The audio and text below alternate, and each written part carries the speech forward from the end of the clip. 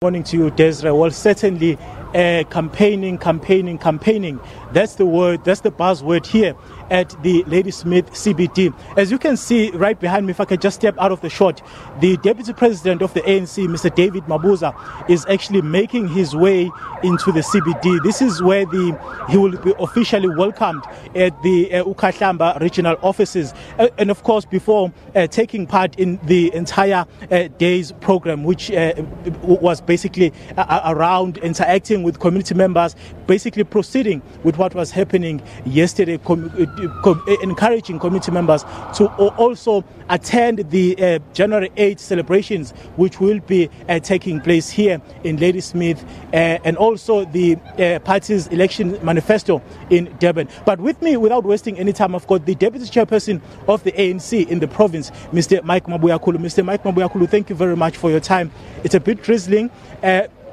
107 years of existence, yours has not been an easy journey.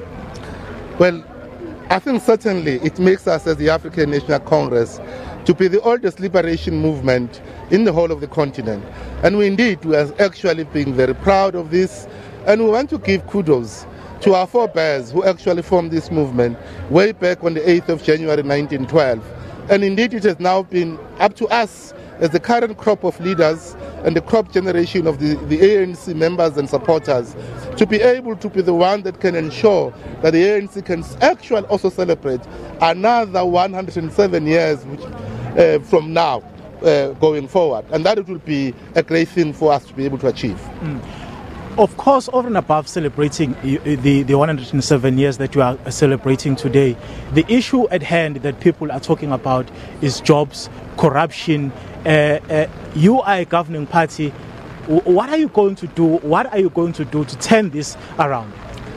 Well, I think it is important that none of us should be able to preempt the presentation of the January 8th statement by the President of the ANC, Comrade Cyril Ramaphosa, this coming Saturday.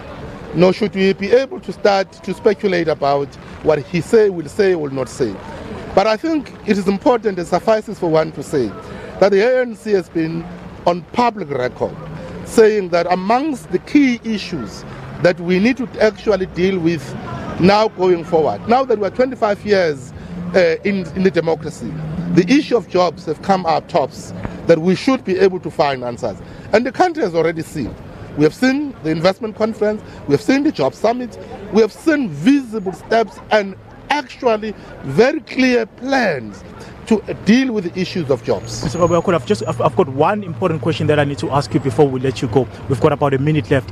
But the issue of deploying people now in government, what do you think must be done to actually ensure that people who are deployed in government are not tainted by any allegations of corruption? You yourself, you've got a pending matter in court relating to corruption.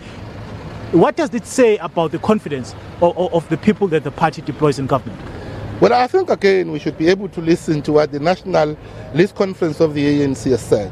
And the national spokesperson, Comrade Dakota, and as well Comrade Zizi, have made the point very clear from the National List Conference. The National List Conference have come up with a very clear guidelines of how these matters are going to be dealt with, and that there is going to be a due process to handle those matters in terms of the vetting. And I think we would like to ask the country to trust the African National Congress. And indeed, it is an African National Congress that since its inception 107 years ago has been fighting for what the people of this country want. So the people of South Africa must know the ANC shall always respond to their issues. Mr. Mabuyakhulu, thank you very much for your time. Thank you very much. There is the Deputy Chairperson of the ANC in the province of KwaZulu-Natal, Mr. Mabuyakhulu. Well, it's back to you in Johannesburg. And it's immediately back to the Methodist Church.